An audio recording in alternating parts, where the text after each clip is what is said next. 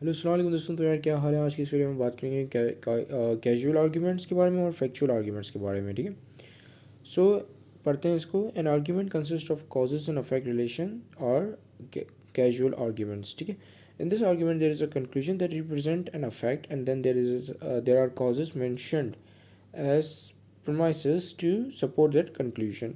ठीक है, अब देखिए कैजुअल आर्ग्यूमेंट बेसिकली कॉज और इफेक्ट की रिलेशन को डिफाइन कर रहा होता है। ठीक है, यहाँ पे आपके पास एक कंक्लूजन होता है इस आर्ग्यूमेंट के अंदर। वैसे आर्ग्यूमेंट किस तरीके से बिल्डअप होता है, आर्ग्यूमेंट्स के अंदर आपके पास प्रीमिसेस होते हैं, अजम्पशंस होती हैं और कंक्लूजन होता है। ठीक है, सो एक आर्ग्यूमेंट के अंदर एक ऐसा कंक्लूजन हो जो कि किसी चीज़ की अफेक्ट हो, अफेक्ट हो यानी कि किसी चीज़ से निकला हो, किसी कॉजेज से निकला हो वो अफेक्ट। ठीक है, और उसके उसके बाद उस अफेक्ट वो अफेक्ट क्यों आया, उसके लिए कुछ क्या क्या कॉजेज निकले, कॉजेज से निकल के वो अफेक्ट आया, वो कॉजेज मैंशनड हो एज अ परमाइस। तो ऐसे आर्ग्यूमेंट का आप कहोगे कैजुअल आर्ग्यूमेंट। ठीक है, अगर आपको अभी भी समझ नहीं आया तो टेंशन नॉट, हम यहाँ पे एक एग्जांपल के थ्रू इसको समझते हैं। ठीक है, अब देखिए ये क्या है कि stock traders losses lot of money in stock. ठीक है, इन स्टॉक मार्केट। तो ये चीज़, ये जो है आपकी, ये चीज़ क्या है, दिस इज़ एन अफेक्ट। कोई चीज़ हुई है, अफेक्ट का क्या मतलब है, कोई चीज़ इम्प्लीमेंट हुई है, कोई चीज़ हुई है। ठीक है, किसी चीज़ का इम्पैक्ट आया है।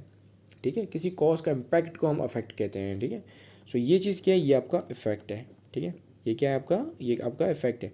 और ये कैजुअल आर्ग्यूमेंट क्या कह रहा है कि आपका कंक्लूजन एज अ इफेक्ट यहाँ पे रिप्रेजेंट हुआ होता है। ठीक है, और ये दूसरी चीज़ क्या है, ये अफेक्ट और प्लस कंक्लूजन है। ठीक है, कंक्लूजन क्या है आपके आर्ग्यूमेंट का कि स्टॉक ट्रेडर्स ने बहुत सारा पैसा लॉस कर दिया स्टॉक मार्केट के अंदर।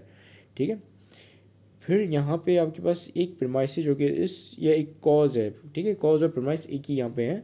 ठीक है, क्यों क्यों क्यों लूज़ किया उन लोगों ने, due to emotional trading and lack of money management skills. ठीक है, स्किल्स मैंने यहाँ पे लिखना भूल गया, तो स्किल्स भी आ गए यहाँ पे, तो लिख लेते हैं इसको स्किल्स। ठीक है, सो क्या है, ये कॉज है। ठीक है, ये कॉज एंड अफेक्ट रिलेशन आपको नजर आया। अब यहाँ पे ये कॉज है जिसकी वजह से ये अफेक्ट आया। ठीक है, और ये कॉज के साथ साथ ये प्रेमाइस भी है और ये अफेक्ट के साथ साथ ये कंक्लूजन भी ये है। ठीक है, सो क्या काजुअल आर्ग्यूमेंट वो होते हैं जिनके कंक्लूजन जो है वो एज अ अफेक्ट हो किसी चीज़ का। ठीक है, और प्रेमाइस एज अ कॉजेस जो है वो पेश की हुई हो, तो ऐसे आर्ग्यूमेंट को आप कैजुअल आर्ग्यूमेंट कह रहे होते हो। ठीक है, अब हम बात करते हैं फैक्चुअल आर्ग्यूमेंट की। ठीक है, फैक्चुअल आर्ग्यूमेंट जो कि नॉर्मल टाइप के आपके आर्ग्यूमेंट्स होते हैं, जो कि आप लॉजिक में अक्सर देखते रहते हो कि अगर ए बी है और बी सी है तो ऑब्वियसली ए बी सी होगा। ठीक है, सो ऐसे जो आर्ग्यूमेंट्स होते हैं लॉजिक के अंदर, लॉजिक सब्जेक्ट के अंदर, उनको आप फैक्चुअल आर्ग्यूमेंट कहते हैं, जो कि नॉर्मल टाइप ऑफ आर्ग्यूमेंट्स होते हैं। ठीक है, जो कि प्रेमाइसिस को फॉलो करके वैलिड भी करार दिए जाते हैं। ठीक है, अब ऐसे आर्ग्यूमेंट जो कि प्रेमाइसिस को फॉलो ना करते, मतलब ऐसे आर्ग्यूमेंट्स जिनका कंक्लूजन प्रेमाइसिस को फॉलो ना करता हो, वो इनवैलिड होते हैं। ठीक है, जैसे अगर मैं कहूँ कि ए जो है वो बी है और बी ए है, और फिर मैं कहूँ कि सी बी ए है, तो ये जो है आपका एक साउंड आर्ग्यूमेंट नहीं है। ठीक है, सी कहाँ से ए हो गया, तो जिसकी वजह से ये क्या होगा, ये इनवैलिड आर्ग्यूमेंट कहलाया जाएगा। तो अब हम यहाँ पे एक और यहाँ पे एग्जांपल देख लेते हैं। The cat has 4 leg, cat जो कैट के पास 4 लेग है। Tom is a cat, Tom भी एक कैट है, तो सो टॉम हैव 4 लेग्स। ठीक है, सो इस तरह के अगर आपके हो जो नॉर्मल आर्ग्यूमेंट्स हो, इस तरह के अगर आपको नज़र आए, तो इसका मतलब समझ जाएं कि ये फैक्चुअल आर्ग्यूमेंट्स हैं। ठीक है, तो एक दफ़ा मैं फिर से बता दूं, कैजुअल आर्ग्यूमेंट्स वो होते हैं जो कि कॉज एंड अफेक्ट की रिलेशन को जान रहे, मतलब दिखा रहे होते हैं आपको।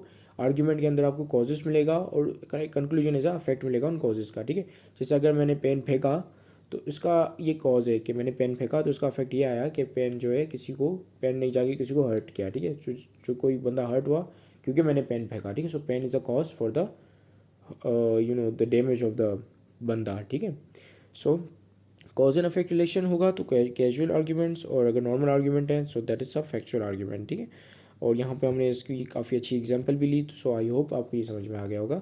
सो स्टिल अगर आपको समझ में ना आया हो तो आपने कमेंट्स कर देना है, और ऑब्वियसली मैंने उसका रिप्लाई भी देना है। तो this is it, thank you very much for watching this video, have a great day and अल्लाह हाफिज़।